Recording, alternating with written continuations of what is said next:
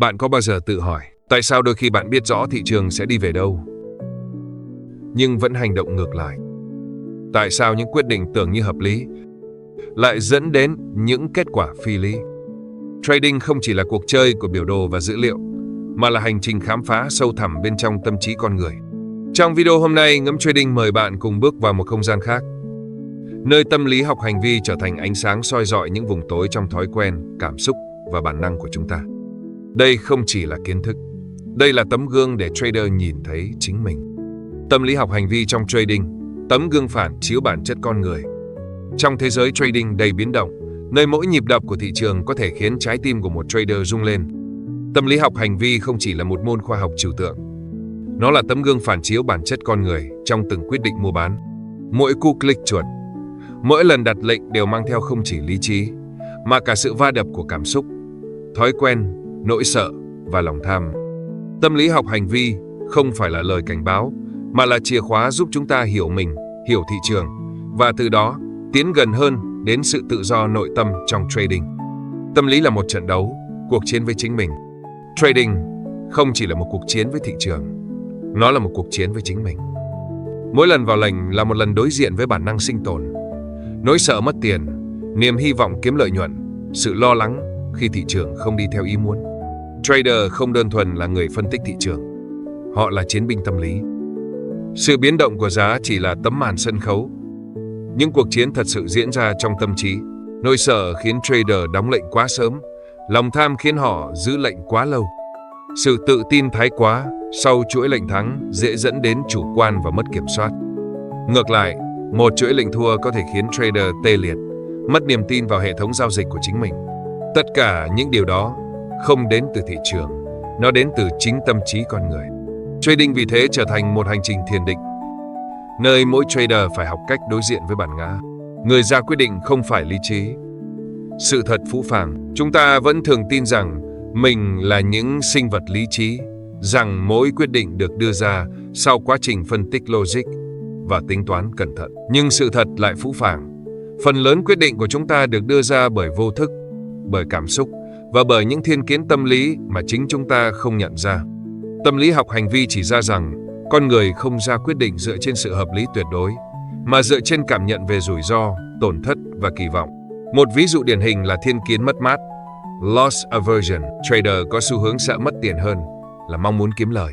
Điều này khiến họ thường xuyên cắt lỗ quá muộn và chốt lời quá sớm. Một nghịch lý trong trading.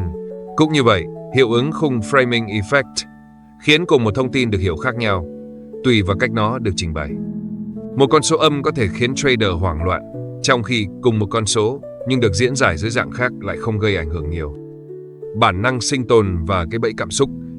Khi não bộ phản ứng sai chỗ. Bộ não con người được thiết kế để sinh tồn, không phải để giao dịch. Trong môi trường tự nhiên, việc phản ứng nhanh với nguy hiểm, chạy trốn hoặc chiến đấu là cách để tồn tại. Nhưng trong thị trường, phản ứng đó lại thường dẫn đến thua lỗ. Một cây nến đỏ không phải là con thú săn mồi, nhưng tâm trí chúng ta lại phản ứng như thể đó là mối đe dọa sinh tử. Chính vì vậy, những phản ứng bản năng đó cần được quan sát, làm quen và cuối cùng là vượt qua bằng sự rèn luyện tỉnh thức. Trader cần nhận diện và quản lý cảm xúc trước khi chúng điều khiển hành vi. Tâm lý học hành vi không dạy trader cách loại bỏ cảm xúc, vì điều đó là không thể, mà giúp họ học cách nhận diện, làm bạn và thấu hiểu cảm xúc. Sự tự nhận thức, self-awareness, chính là bước đầu tiên trên hành trình làm chủ tâm lý giao dịch. Thị trường là tấm gương phản chiếu tâm trạng, hiểu đám đông, hiểu chính mình. Thị trường không có cảm xúc, nhưng nó phản chiếu cảm xúc của đám đông. Khi số đông sợ hãi, giá giảm. Khi số đông hưng phấn, giá tăng. Nhưng điều đặc biệt là cảm xúc đó không đến từ bên ngoài. Nó được tạo ra bởi chính mỗi người tham gia thị trường. Điều này tạo thành một vòng lặp tâm lý. Hành vi của cá nhân tạo nên hành vi tập thể, và hành vi tập thể lại tác động ngược trở lại cá nhân. Một trader tỉnh táo là người có thể đứng ngoài làn sóng cảm xúc đó, quan sát nó mà không bị cuốn theo. Nhưng điều đó không dễ. Nó đòi hỏi sự rèn luyện nội tâm, khả năng tách biệt giữa diễn biến thị trường và diễn biến cảm xúc cá nhân. Trong tâm lý học hành vi, điều này gọi là khả năng phản tư. Nhìn thấy suy nghĩ của mình như một đối tượng bên ngoài, không đồng nhất mình với suy nghĩ đó. Khi hành vi không còn vô thức, hành trình đến kỷ luật và tự do. Trading không phải là chuyện của một ngày. Qua thời gian, nếu được luyện tập đúng cách, hành vi của trader sẽ trở nên có chủ đích, không còn bị chi phối bởi cảm xúc tức thời. Tâm lý học hành vi đặt nền móng cho quá trình này bằng cách giúp trader thiết lập các thói quen tích cực, xây dựng hệ thống quy tắc và quan trọng nhất, tạo ra sự kỷ luật. Kỷ luật không phải là sự ép buộc bản thân làm điều không thích. Kỷ luật là kết quả của sự hiểu biết sâu sắc về bản thân và thị trường. Khi trader hiểu rằng cảm xúc là nhất thời, còn hệ thống giao dịch là nền tảng, họ sẽ không còn phản ứng vội vàng. Họ hành động dựa trên kế hoạch, không phải dựa trên cảm xúc. Tỉnh thức và tự do nội tâm. Trading như một hành trình thiền định. Cuối cùng, trading là một hành trình hướng nội. Tâm lý học hành vi, nếu được thực hành đúng cách, không chỉ giúp trader kiếm tiền, nó giúp họ hiểu chính mình. Sự tự do nội tâm không đến từ việc luôn thắng lệnh, mà đến từ việc không còn bị ràng buộc bởi kết quả từng lệnh. Đó là trạng thái mà một trader có thể quan sát thị trường trong sự tĩnh lặng, không còn bị dao động bởi tiếng ồn của cảm xúc. Giống như thiền định, trading trở thành một phương pháp tu tập, nơi mà mỗi biến động giá là cơ hội để rèn luyện tâm trí. Mỗi lệnh vào ra là một cơ hội để buông bỏ kỳ vọng. Và mỗi ngày trên thị trường là một bài học về sự khiêm nhường, chấp nhận và kiên trì. Kết, trading là hành trình chinh phục chính mình.